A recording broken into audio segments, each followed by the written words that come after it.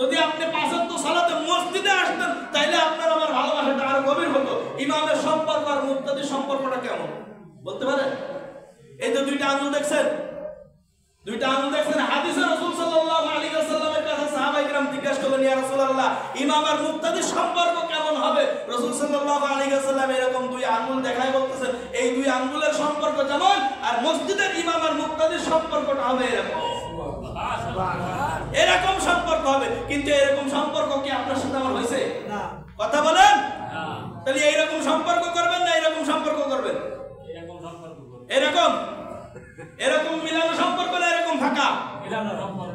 ঠিক থাকবে তো ইনশাআল্লাহ? ইনশাআল্লাহ। আল্লাহ পাক রব্বুল আলামিন আমাদের সকলকে তৌফিক দান করুক। কেউ কষ্ট পাইছেন? কাউকে কষ্ট দেওয়ার জন্য বলি নাই, কথাগুলো কোরআন থেকে সহিহ হাদিস থেকে আপনাদেরকে শোনানোর চেষ্টা করছি। এখন আমার কাজ হইল আপনাদেরকে শোনানো, আপনাদেরকে দাওয়াত দিয়া, মাঝে মধ্যে একটু তিক্ত কথা বলেও ফেলি, অনেক সময় জবান দিয়ে বের হয়ে যায়, অনিস্তাকৃতও বের হয়ে যায়, কিন্তু আপনাদেরকে কষ্ট দেওয়ার জন্য না, আপনাদেরকে শিক্ষা দেওয়ার জন্য, আপনাদেরকে আল্লাহর দ্বীনের ছায়াতলে আনার জন্য বলি।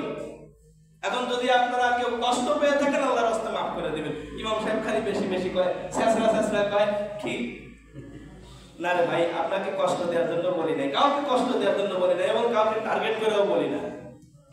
আল্লাহ পাক রব্বুল আলামিন আমাদের সকলকে সঠিক দান করুক, দ্বীনের পথে আসার তৌফিক দান করুক, সালাত আদায় করার তৌফিক দান করুক, সন্তানদেরকে সালাতের প্রতি উদ্বুদ্ধ করার তৌফিক দান করুক, সৎ কাজের আদেশ করার তৌফিক দান করুক, অসৎ কাজে নিষেধ করার তৌফিক দান করুক।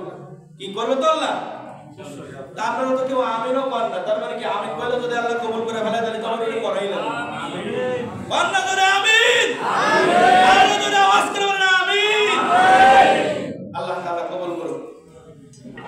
যারা সুন্নাত পড়ে না কেবল তোমার সুন্নাত পড়ে।